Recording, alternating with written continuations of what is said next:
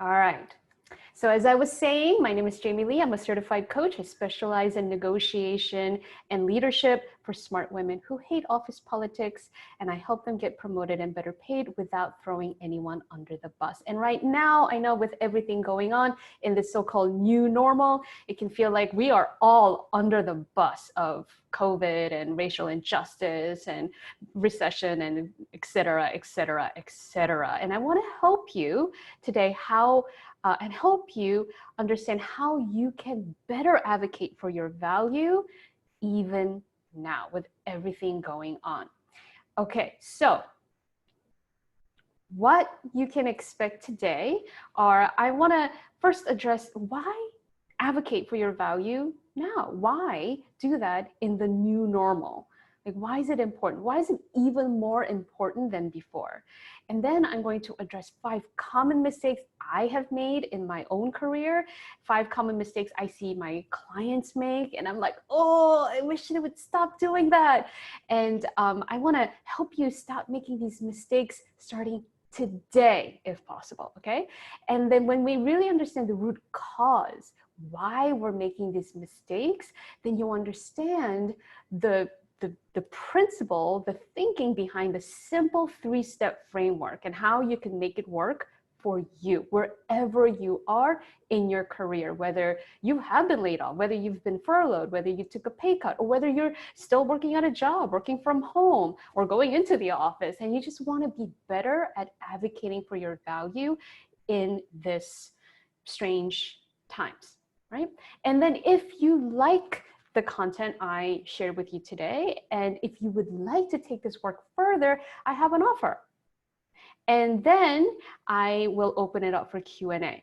Okay, so you can see there is a Q&A box at I think it's at the bottom of your screen. There is a little word bubble, so you can type in your questions there. And at the end of the presentation, I will address your questions. Okay, so let's get started. So why advocate in this new normal? Here's how I see it. While uncertainty abounds, champions will be those who champion the value they bring. I know the word champion has a masculine connotation, but I think it's so important for women right now to become champions of the value they bring. This is something that we haven't really been taught as in the society. When we're growing up as little girls, we're taught to take care of other people. As women, we're kind of expected to take care of our family and friends and make sure everyone's feeling good, right? And so when we're in this socialized gender role of taking care of other people, like becoming our own champion can feel almost foreign. And what this reminds me of is my own mother. I am an immigrant. I came to the United States 30 years ago when I was just about to turn 8 years old. So you can guess how old I am based on that. And long story short, my mother immigrated to America with 3 little girls. I'm one of 3 daughters. I'm the monkey in the middle. And she came here speaking little to no English. Basically no English. I mean, even now, she sounds kind of like Margaret Cho's mom, if you know who Margaret Cho is. She's the comedian who came before Awkwafina. But in any case, as I was growing up in a single parent home, my mom raising 3 of us by herself, running her own nail salon and speaking broken English, she was always telling me, Jamie, you gotta speak up. You gotta be brave. You gotta ask for what you want. And I'm going to be really honest with you. When I was growing up, I didn't appreciate this life lesson that she was giving me, this negotiation and leadership lesson that she was giving me. I'm like, I just want to be liked. I don't want to make waves. I want to be liked by everyone. Yeah. And so for me, I didn't think that I needed to be my own champion. I thought I just wanted to be liked. I just wanted to be the nice, quiet girl that people didn't think was aggressive or bossy or a bitch. Yeah. And then I got into the working world, and then I found out she was absolutely right. And I learned this the hard way. I career hopped early in my career. I worked in procurement. I worked in finance. I worked for tech startups before finally realizing that becoming a coach was my life's calling. And while I was career hopping, in the beginning, I completely bungled my salary negotiations. And I didn't know that I could adapt and I could grow the skill of becoming my own champion for the value that I can bring. I thought it was other people's jobs to see my value and pay me accordingly. And so I didn't negotiate, I didn't advocate for me as effectively. And the result was that at one point, about it was like 10 years ago, I found out I was making 50% of the going market range. Yeah. And so that was the lesson that I needed to really take this in, that, oh yeah, there's always going to be uncertainty in the world. Even now, like people are like, oh, they're so uncertain, the times are tough, right? But that was always the case. There were always uncertainties. And the people who rise, the women who get promoted and better paid, are those women who champion the value they bring. They don't wait for other people to acknowledge them. They become their own champions. And this is the skill that is going to help you, interview for that job, network, and be confident in your value, right? And what you have to offer, how you will come to that performance review and not be immediately taken aback when you get a not so positive review, but you're still like, sit strong, stand your ground, and be willing to have the tough conversation about, yes, I hear you, and here's also how I am bringing value, right? And not be devastated by just the one piece of not so positive review. And this is the skill, being able to be your own champion. Championing the value you bring is the skill that gets people seen and recognized as leaders, because the people who champion their own ideas are the ones who get those ideas adopted, implemented, and have success as a result. Okay, so I just want to take a pause here. And before I move forward, I want to check in with you. Those of you who are watching this live, why do you think it is difficult, or have you had difficulty championing your own value? And if so, why? I'd love to hear your thoughts. You could type it into the Q&A box.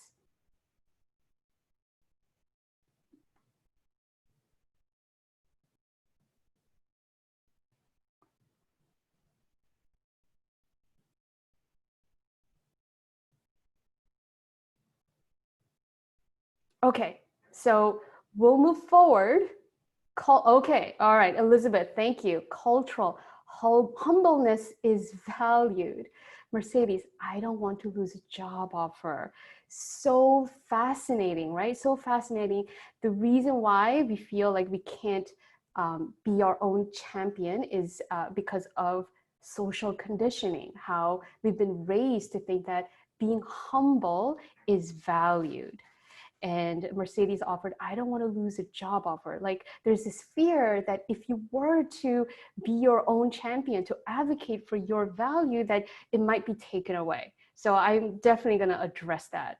And I want to talk about humbleness is valued. Like, yeah, humbleness is valued for, in some social circles, like, and when we're growing up in our families, we're always told to be humble. And I'm going to talk about that specifically later on in this presentation. I want to address like where that is coming from and the impact that has on our results in our careers. Okay, Jelena, insecurity, not being clear on what the market rate is for my role. Okay, not training in it. How? So it feels uncomfortable, missing words, feels fake, and they can feel, okay, so just discomfort, right? Discomfort and feeling like maybe I don't know enough, maybe I don't have enough information. Very good. Okay, I'm gonna address all of these concerns in this presentation. So thank you so much for sharing these with me. All right, so let us proceed. How do I close this? Okay, I figured it out. I wanted to close the Q&A box. Okay, so here are 5 common mistakes that I have made about my value and that I see my clients make, I see other women, particularly women, make about the value they bring at work.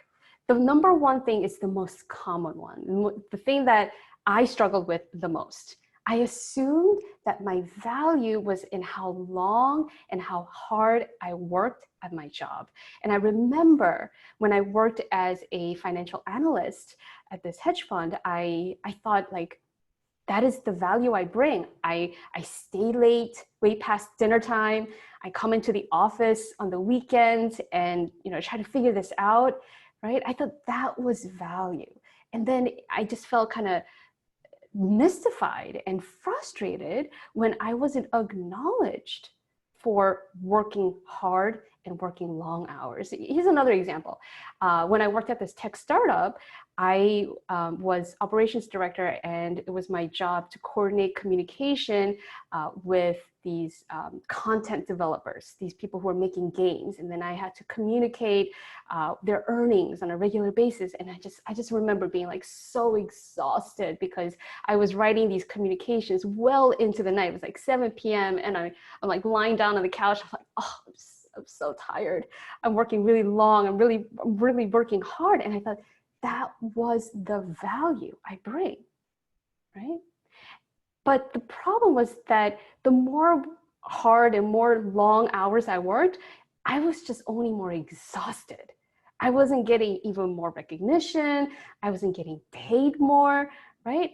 And then I realized, wait, maybe this isn't it, because I'm just feeling more exhausted as a result of working hard and long. Like I'm actually losing my motivation, right? So it's something that a lot of people think, that my value is in the number of hours I work, how hard I work, and yet that doesn't always result, right, in what you expect to get if you were truly adding value. So something doesn't add up here. So it wasn't until much later I realized, oh no, it is not the length or the effort of my work that results in value. Okay. And then the second mistake I see a lot of people make is let others decide. So this is something that happened to me when I was switching careers. I was going from working in finance to working at tech startups, and I didn't know what my value was. I didn't have the skill of acknowledging, articulating, and advocating for my value. So I just went to this job interview, and maybe Jolene, this would resonate with you. I just like assumed they'll tell me how much I'm worth, how much, how valuable I am. And you hear the question mark in my voice. I mean, that's really how I felt. And so I went to this job interview. I didn't do research. I didn't even know what was the going market rate for like an operations manager at a new tech startup. And so I just let the employer decide what the value of my contributions would be. And that looked like me not knowing what to ask for and waiting for him to tell me how much he would pay me for my contributions, should I take the job, right? And so this was about like 8 years ago. And the CFO who was hiring me, he's like, okay, I think for this job with your level of experience, it would be $65,000. And I just remember thinking unconsciously like, oh, okay, it's not great, but it'll do. I need a job. I'll just take it. Yeah. And then I went home that night. I had a conversation with my life partner, and my life partner was like, wait, why didn't you decide, how much you wanted to ask for? Why didn't you have that number in your mind already? Why did you let the other person decide? Because I'm like, I don't know what my value is. I'm just figuring he knows better. And then he said, and then my life partner said to me that I'll never forget. He said, what if he said 85,000? What if you asked for 85,000? And I remember later that night, I couldn't sleep. I was lying in bed thinking about that extra $20,000, just like thinking about the possibility of me earning 20,000 extra dollars as an operations manager. It was so exciting. I couldn't sleep. I didn't ask for 85, but it was just like that idea was planted in my mind that I could ask, I could decide for myself what the value of my contributions would be, and I could ask for it. And if I did that, I would have a chance of getting what I decided is what I wanted. So that's the mistake that I have made, I've seen other people make, right? Here's another example. When you let other people decide on the value, right? What usually happens is you're kind of hoping, just silently hoping that your boss, your colleague would recognize your value and acknowledge you very specifically. Like you're hoping that they would say, Mary, you did an awesome job with this presentation. Good job. And that you would be singled out. But you don't say it because you're really hoping that they decide. And as women, we've been sort of socialized. We've been conditioned to think this way because for all our lives, we've been conditioned to think that how we look, how we talk, like the things like other people get to decide and judge whether we're good enough, whether we look good enough, right? And that line of thinking carries into the workplace where we kind of want other people to decide because that seems even more virtuous. That seems like a sign that we're even more worthy when other people recognize and explicitly give us the praise that we want, okay? Except, how often does that actually happen? How often do people actually say exactly what you want you to say? How often do people offer you a job for $20,000 more than you want? Because you're secretly hoping, but not articulating it, because it's kind of like this mind game that some women play in their dating lives, right? It kind of shows up in our careers as well. We're just kind of hoping that they would see our value for us and give it to us without us proactively making that decision and proactively asking for what we want, right?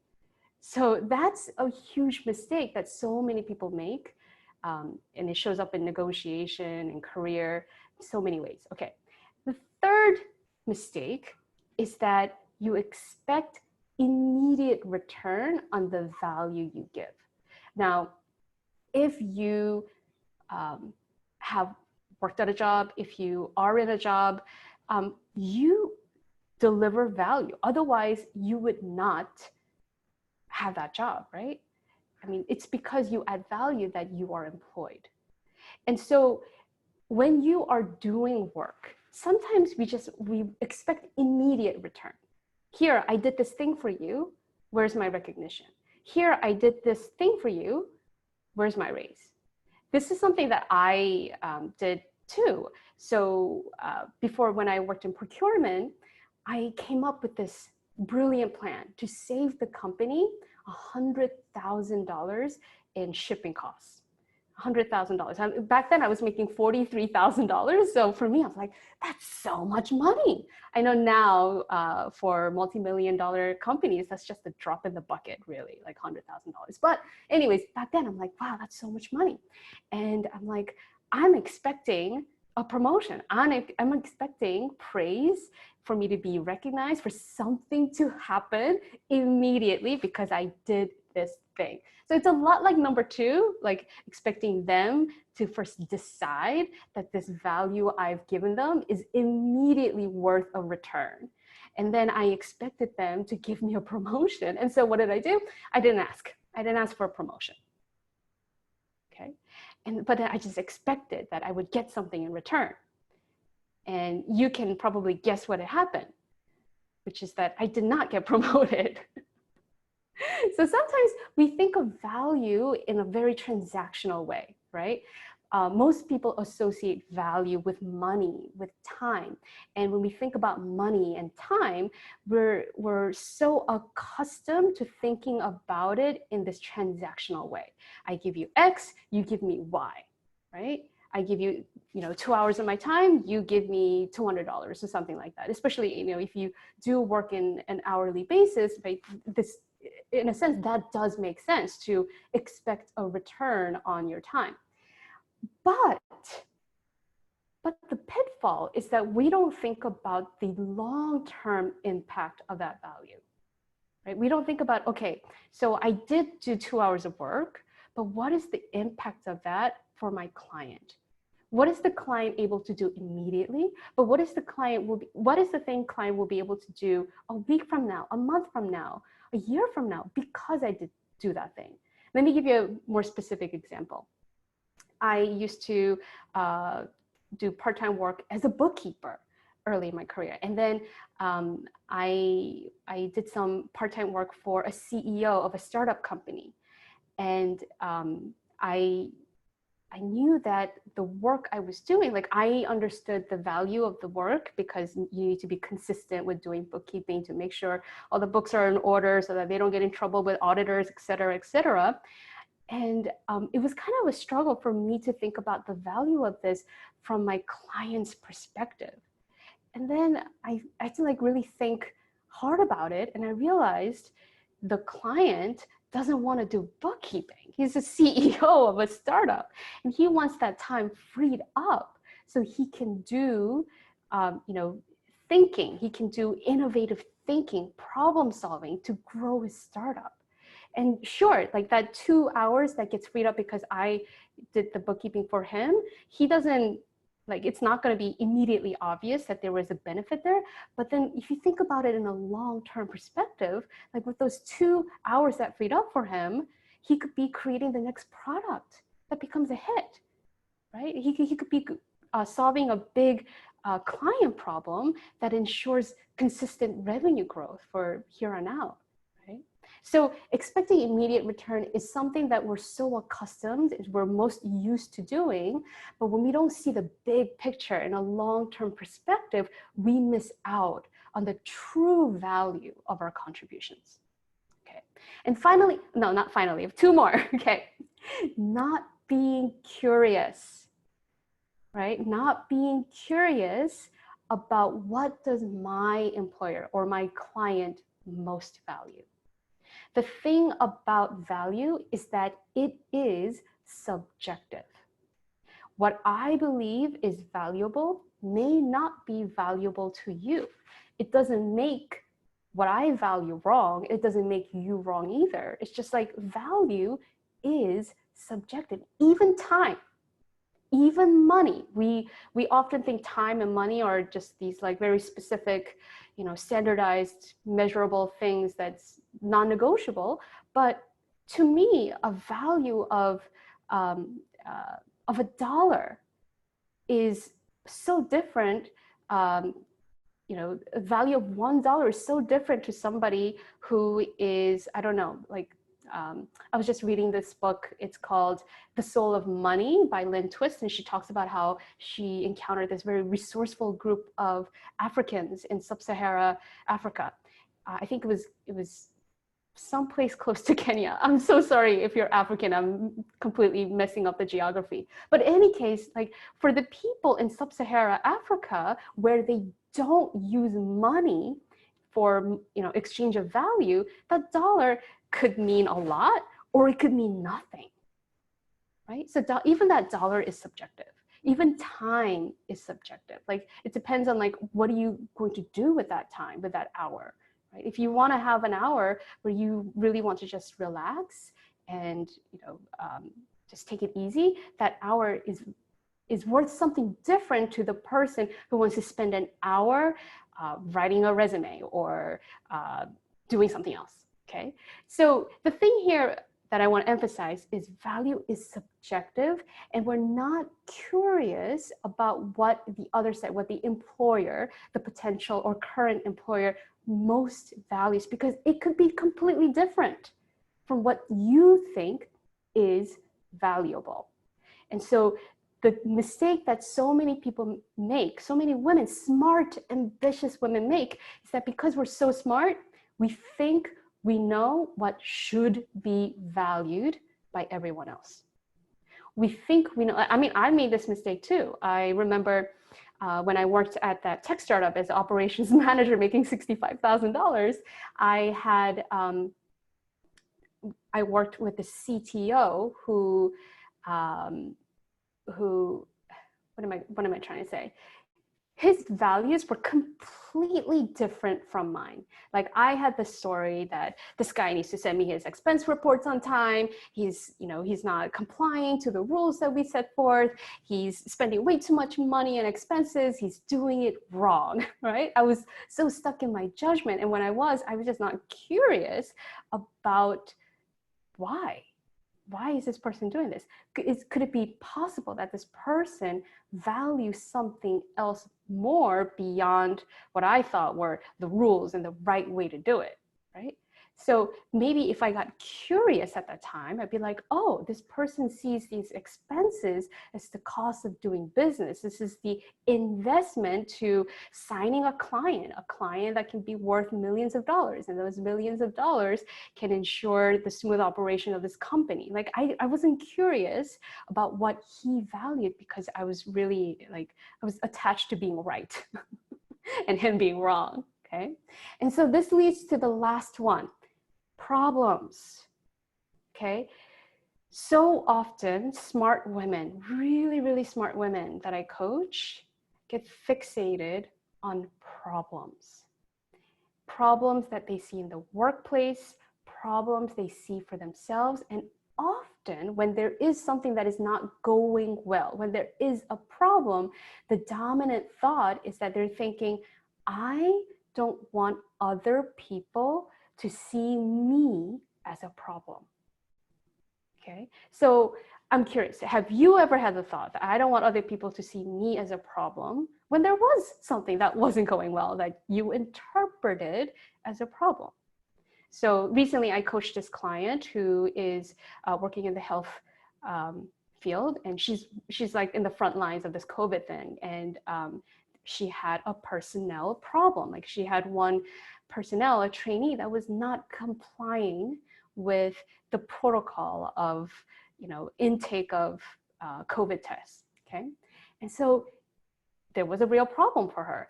And she also thought, I don't want to be seen as a problem. And so when she thought, I don't want to be seen as a problem, what she was doing was she was worrying, she was afraid, she was worried that she would come across as complaining. And so, and then in her mind, because she didn't want to be seen as a problem, but really in her mind, what was happening was she was fixating on the problem. She was fixating on all the things that wasn't going well and how she could be saying it. And like the frustration was just sort of like festering inside of her. And if should she have continue with this line of thought, she would have brought all the problems from that energy of like, oh, I don't want to be seen as a problem, but this is a problem. So there's that frustration and anger and resentment, right? And then as a result, she would have proven that she needs to do something else to not to be seen as a problem, because she would have reinforced the story that there is a problem, she's a problem, and that's not good, that's a problem, right? And so the solution here that I want to offer is something I'm going to talk more about in a little bit. But the biggest mistake that so many smart women make is that we think being fixated on the problem is the solution, right? Otherwise, we wouldn't be fixated on it. We think, oh, if I just kept thinking about what I haven't yet done, or what this person hasn't done right, or what is going wrong, that otherwise we wouldn't be motivated to fix the problem, okay? But the result that you create is like, you have more problems, right? And you have more evidence to think that you are a problem. And so the solution is, of course, to be solution focused. Yes, there will always be problems, but also, what do you have? What do you know? How can you bring solutions to the table? Because solutions are valuable. Okay, but the reason why we get stuck in mistake number 5 is because at a deeper level, we associate our value, the value that we bring, deeply with who we are. In other words, we associate the value we bring to work with the value of ourselves, right? Because otherwise you wouldn't have a problem thinking that, oh no, I don't want to be seen as a problem, or worrying that you are a problem. Does that make sense? I hope it does. Okay. So to summarize, here are the 5 most common mistakes that I've seen myself make, I've seen my clients make, right? Assuming that the value is in how long and how hard I work, which only led to exhaustion and frustration. Number 2, letting other people decide on my value, which can lead to, being underpaid, being underappreciated, and just, again, like kind of feeling frustrated at the end when other people don't decide or see your value exactly as you want to see it. So in other words, the problem is not being in the driver's seat of your career, expecting immediate return, and then often giving up out of frustration that you're not seeing immediate response or return on the value you add. And number 4, that's because you're not being curious. You're not really being curious about, okay, what does the other side value? Could it be different from what I value? And could I drop my judgment about what they should value so I can better understand it, better align myself, and better articulate, customize this value that I'm bringing so that they can really hear it? And finally, being problem focused because you're unconsciously thinking that somehow being problem focused is going to be a solution, when in fact, when you're just problem focused, you just have more headaches. Okay, so here are the 3 steps that you can take immediately, starting today, to become better at articulating, advocating your value in this new normal. First thing we all have to do is we have to separate our self-worth from our work worth. And it's kind of a tongue twister. Self-worth from your work worth. This is something that I work on myself. And if this feels hard, I totally got you. This is hard for me too. It doesn't come easy. It doesn't come easy to undo social conditioning that you've been exposed to for decades, for the habit that you have had of associating your self-worth with work worth, right? Thinking that, remember I talked about how the most common mistake people make is being fixated on the problem, and really underneath that is the worry that I'm a problem. And that's really coming from the place of, oh no, what if I'm not worthy if I am a problem? And so what I want to offer you is your self-worth, your worthiness, your value as a human being. If you have a beating heart, you have value as a human being that is completely separate, completely separate from the value you bring through your contributions as a professional. 2 separate things. Now, this is like, what?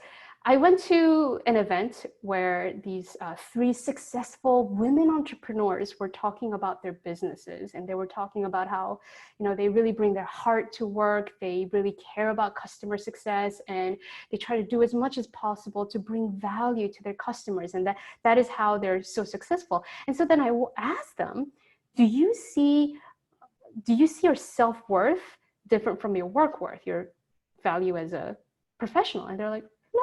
And they didn't see a problem with that. So this is something that is so common, not being able to separate your self-worth from work worth. But it takes effort to do it, but it's so worth it, because imagine you really did come from a place of, I am worthy, I am valuable, regardless, no matter what the value of my work is. No matter what what other people thought or said or rewarded me for the worth that I created through my contributions. Like, my worth as a human being, completely safe, non-negotiable. And so what this looks like is you don't beat yourself up if you don't articulate your value, if you don't advocate your value, And even if you did, and people did think you were doing it wrong or that you were selfish, whatever, you wouldn't make that mean something negative about you. You would be safe with you. You would have unconditional self-regard. And that really is the critical step, the hardest, but the most critical step. Number two, thinking like a CEO. The reason why, I know earlier I asked you, okay, why is it hard to advocate for your value? And somebody offered humbleness is valued, not being clear, having discomfort. Okay. And somebody said lack of confidence. Okay. And so the reason why advocating for ourselves, being our own champion feels so uncomfortable is because for most of our lives, for the majority of our most formative years, when our brains were being formed, quite literally, we were taught to think like good students. And good students turn in their homework, study for the test, and in return, we get a grade, we get praise, we get the gold star, right? And so in that way, we have been trained to think in transactional value. You turn in that paper, you get a grade, right? That's a transaction. And we've been trained to think like we should not be advocating for our own value because it's one of my clients described it's like the tall poppy seed syndrome. You're afraid to stick out or have the rest of the classroom tell you you're being whatever, right? And so of course we feel it's uncomfortable and foreign to be our own champion because as humans, as young children, we have been trained to be obedient, docile, compliant, and to focus on that short-term transactional value of doing your work, you get a grade, right? And what it takes for us to become even better is to think like a CEO. And did you know that many CEOs, like most of very successful entrepreneurs, they didn't do so great in school. They were not the best students. Think about Steve Jobs, who dropped out of, I think, Harvard, right? Microsoft, Bill Gates, he was also not a great student, right? But what they did do is they used their brains. They thought about how can I create something, a product or a service that creates so much value for the client that it is a no-brainer for the client or the customer to, give money or give their time. So, okay, I'm just gonna take, okay, I see. Somebody mentioned office politics. Okay, we'll think about that too. Thinking creates value. Like think about this iPhone. Like it wasn't until somebody thought about it, somebody who works for apple.com, that they thought about it, that it became a possibility. Think about, I don't know, this whiteboard. Like at one point there was no whiteboard, there was no flip chart, but it was an idea in somebody's mind. I just coached this client who said, the one time I did get promoted in my career, what I did was I volunteered and I said, I want to go into management and I'd be willing to shadow you. This is what she said to the manager. I want to shadow you and find out what that's like because I want to learn, right? So that came from her thinking that is a possibility. And that's how she created value for herself and for her employer. And she also focused on the long-term value, right? She wasn't just thinking about what do I get immediately in return for my offering to shadow. She was focused on the long-term value of that ask. And she was also willing to be wrong. Like that's something that a lot of entrepreneurs have to do, CEOs have to do. They just have to be willing to be wrong about what customers really like. Right? I mean, just today, I'm a member of Rent the Runway, and just today I got an email from Rent the Runway and they asked for my feedback and they wanted to know, okay, why are you giving us this rating out of 1 to 10? What is the value of Rent the Runway for you? And so I said, it's convenience, affordability, style, right? So they're not saying, oh, I know what the client wants, I gotta make sure they like it. They're saying, we're willing to try, we're willing to find out, we're willing to listen, be curious to find out what the other side really values. And then once we learn that, we're willing to assess, reassess, and iterate and improve so that we are better aligned with what the client most values. One last thing I want to say about this is after this, I want you to Google companies that started in the recession. And the list is long. IBM, FedEx, Microsoft. There's so many companies that started in the recession. And that's because they had CEOs, people at the top thinking beyond immediate return. They were thinking about long-term value. What can I offer the client that generates so much value for them that's a no-brainer for them to exchange money, okay? And then from there, they're willing to be curious, to listen, to find out, and then to tell the client how they benefit in their words, right? Rent the Runway is going to collect all of this survey information from their current clients, and then they're going to assess that data, and they're going to say, okay, so most people really like Rent the Runway for the affordability. And so that's what they're going to highlight on their front page. And this is the same principle, the same skill that you have to do in your career, right? Tell your potential employer how they benefit using the words they most use, using the vision that they have, and tell them how you are confident you will be able to help them knock the competition out of the water because of the skill that you bring, okay? And also, what you want to do when you do this is to start with what you already have. Start with the skills, the experiences, praise, background that you already have. And then acknowledge what is going well or what went well for you. Right? All of the things that went well.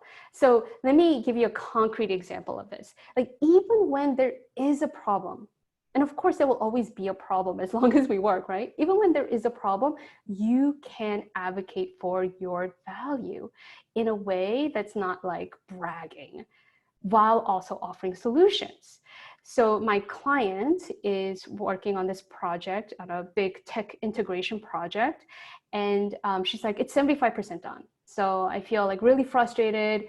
It's not going to meet the deadline. I'm like, okay, you can start the conversation that way. You can tell them, oh, this isn't going well. This is not, not done yet.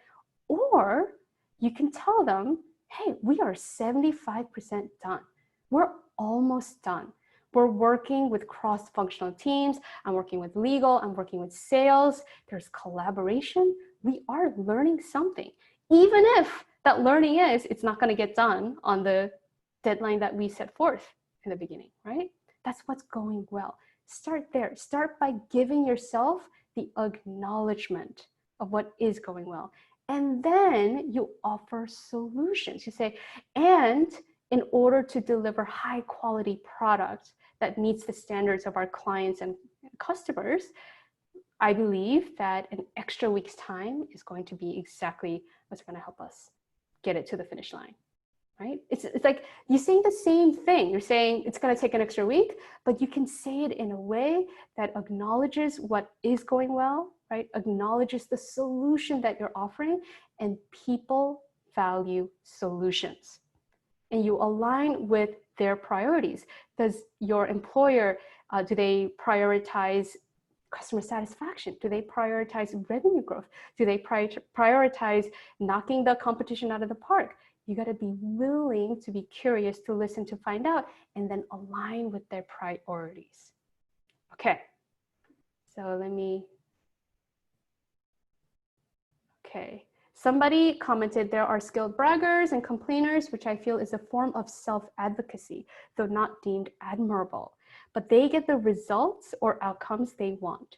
What do you do with favoritism or being overshadowed and your personality is not to be constantly one-upping a colleague because they have initiated that type of competition and the managers are seeing that person being vocal and visible, but quality of work is not high level.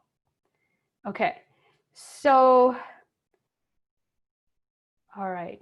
So yeah, there are some people in the workplace that are really consistent about advocating for what they want. It's like the squeaky wheel gets the wheel, the oil or something, right?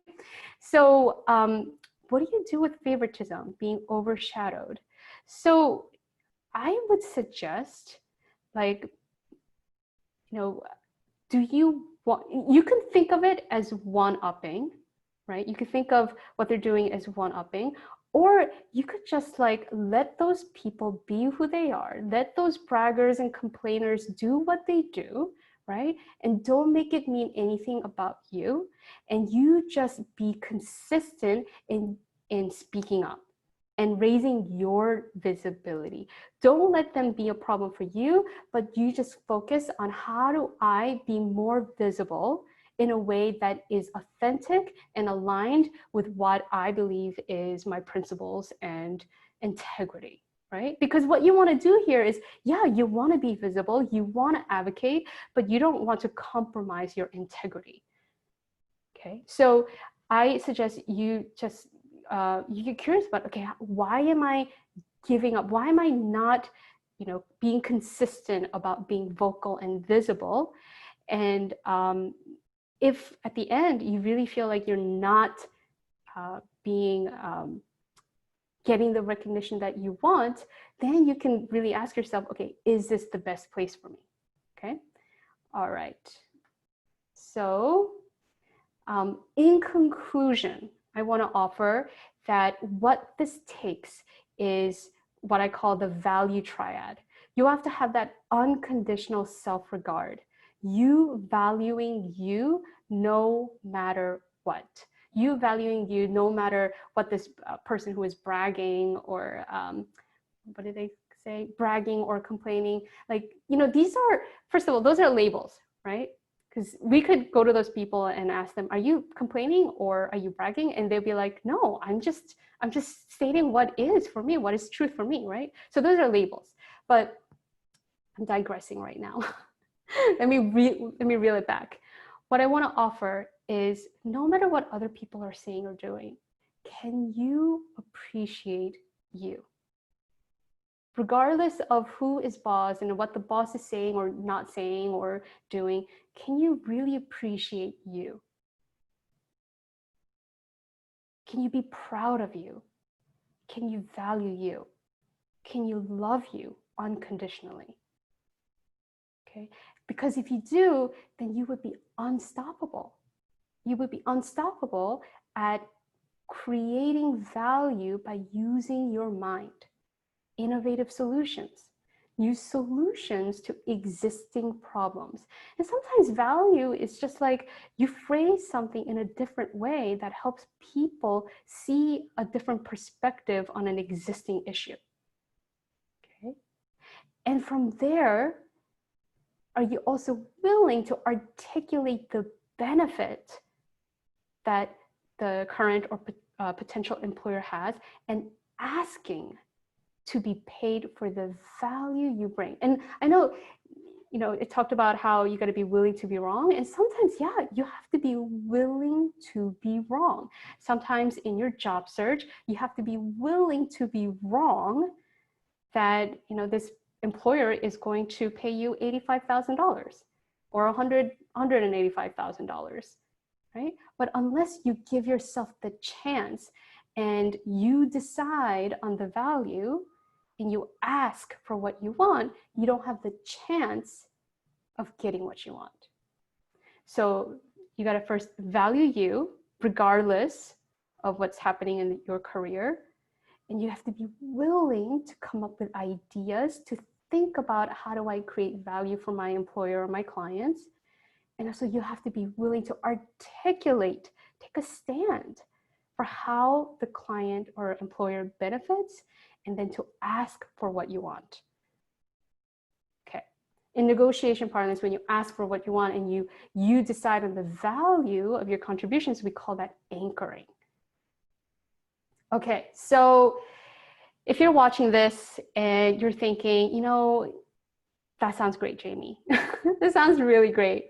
But you're thinking, I gotta wait. I gotta wait to articulate and to advocate my value because I don't feel comfortable yet. And I hear you on that.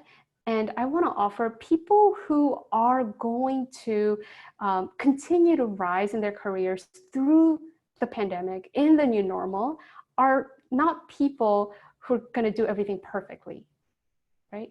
They're not people who are going to wait to feel comfortable, to decide on their value, to articulate their value to their clients, to get curious about what the other side wants, and to take chances in asking for their value. Right? And some of you are thinking, it's just too hard. It's just too hard when my boss favors the person who's always bragging or complaining. It's too hard. It's too uncomfortable. And of course it's hard. And yes, and so is seeing that less competent person get ahead, get the result they want, right? So you got to be willing to ask yourself, okay, so I know advocating for myself is hard, yes, but am I willing to trade this frustration with the frustration of trying to develop the skill of advocating for my value? The frustration of taking a chance and finding out, okay, well, that didn't land when I advocated for myself. Are you willing to let it be hard and keep trying? Because those are the people who are going to get through, get heard, get the result they want, right? And some people might think, it's just too scary. My boss might reject me. They might think I'm being not humble, I'm being arrogant, or I'm being greedy or selfish. I don't know what to say. I don't know what's appropriate. It's hard and it's scary. Yeah, of course it's scary, because remember, our brains have been accustomed to think in the student mindset, think in this transactional value mindset, right? And so when the brain is exposed to something that is new and different, it's going to say it's scary, don't do it. So if you feel scared, that's normal. And you can let fear stop you. But will it help you get the result you want? Will it help you get braver, bolder, and better paid? You can feel the fear and do things and advocate for you and try to, articulate the benefit while afraid. Some people would call that courage. And the more action you take while you are feeling afraid, you would have a different result. You would give yourself a chance to be seen for the value you bring and the value you can bring. Yes, it's scary, but so is just not doing anything because you're afraid. Letting fear stop you is even more scarier, especially in these times. I don't have time. Some people are like, I'm just too busy. I just got to keep my head down and do what I'm doing. Yeah, but think about how much time is spent when you're feeling exhausted and frustrated, okay? Because you're thinking maybe that value isn't working hard, working long hours, or that you're waiting for other people to decide your value, and so you spend less time. You have less time for you. You have less time to be relaxed. You have less time to be present in your personal life, right? When it's all spent feeling exhausted, frustrated, scared, overwhelmed, confused, because you haven't made the decision to draw a line in the sand and say, you know what? I don't care what other people are saying. I don't care about that buffoon who's always complaining and bragging. I'm going to take a stand for me. I'm going to start advocating for my value. All right. So if you like this and if you want to take this work further, you are invited to a free consultation with me. Here's what you can expect in this hour-long one-on-one conversation with me. I will do an intake of where you are now, where you are struggling. And I will take an intake. So I'm going to try to help you understand why you're struggling and how you can go to where you want to go in your career. I know so many people are thinking this is not the right time to be working on my career. This is not the right time to be thinking about, getting promoted and better paid. But I'm going to tell you right now, my clients are. I have a client who did get furloughed from her job. Then she got an offer, and now she is going to be making more money than before. I also have another client who works in the nonprofit sector, and she just got a $5,000 raise with a promise of more money. So what I'm going to do in this consultation is I'm going to do an intake of where you are now, where you want to go, and I'm going to help you bridge the gap. I'm going to show you exactly how you can bridge that gap from my personal insight, from my personal experience of helping women get bolder, braver, and better paid. I'm going to help you understand exactly what you can do to solve your problem. And I'm going to help you clarify the vision for the life and career you do want to have. What will it take, and what will it look like on the other side? Okay. And if and only if you feel that there is a slam dunk fit between you and me working together, then together we can figure out what you can do to continue coaching with me one-on-one. So if you would like to take up on this offer, come to this link, calendly.com/JamieLee/consult, or you can just email me at jamie@jamieleecoach, and you can just book your free consult today. I have some availability next week. All right, so here's what you can expect. If we decide that working together would be a slam dunk fit for you, then we coach together for 6 months. The reason for this is because these are habits. All of the reasons why women don't advocate for themselves, the mistakes they make, it's all mistakes that we make in our minds. And that shows up as our actions or inactions, right? So you gotta change your habit. You gotta change your habit of thinking, feeling, actions, so that you can have the result that you want. And so 6 months is on average how long it takes for my clients to get the result they want. And help you change habit so that you have a new habit that serves you for the rest of your life and career. So in the 6 months, you really build a foundation for the future career growth for now and beyond. Okay. And I think this is the best time because we are spending a lot of time at home. You have, time to really focus on you.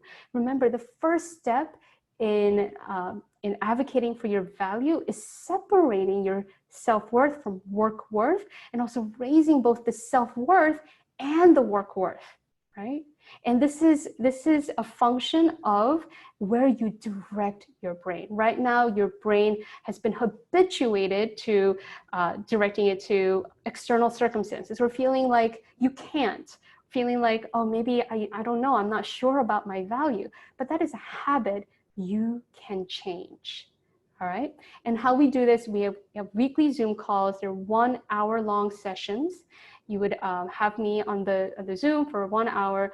And of course, I can provide recording, notes, and homework. So you know exactly what to do in between sessions to build the muscle of advocating for your value, showing up for you, right? Having that unconditional self-regard, generating new ideas. And sometimes we do this in the session where we collaborate and we brainstorm all the ideas, right? Because you have ideas. We just need to nurture them and then give them the container and the commitment to seeing them through until you have a different result. And the result for my clients is that they have greater confidence. Even now, they have greater confidence. And that's because I hold them accountable through the weekly coaching sessions. And we co-create a strategy. Sometimes, the strategy looks like negotiating your offer. Sometimes it looks like brainstorming and role playing exactly how you would have a one-on-one conversation with a mentor, with a manager, with a colleague, right? How you would articulate the value you're bringing even when things are not going well.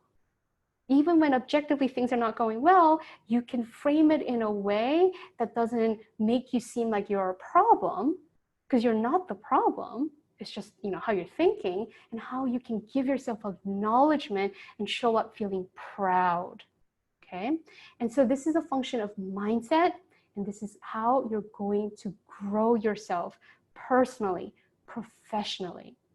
So if you are interested, come to calendly.com/JamieLee/consult. All right, so I know we have some questions. I know we're a little bit behind. Oh, you're most welcome, Elizabeth. Okay, you're most welcome, Mercedes. All right. Okay, so if there are no more questions, thank you so much for your time, for your attention. Okay, you're most welcome, Anonymous. All right, and again, you're invited, you're welcome to book your free consultation with me, where I will help you personally get to the root of the problem, why it's hard for you to advocate for your value. And I will help you achieve the result that you want. All right, you're most welcome, Catherine. You're most welcome, Jerlina, Trina, Ellen. I'm so glad you found this of value. All right. Have a great day, everyone. Bye.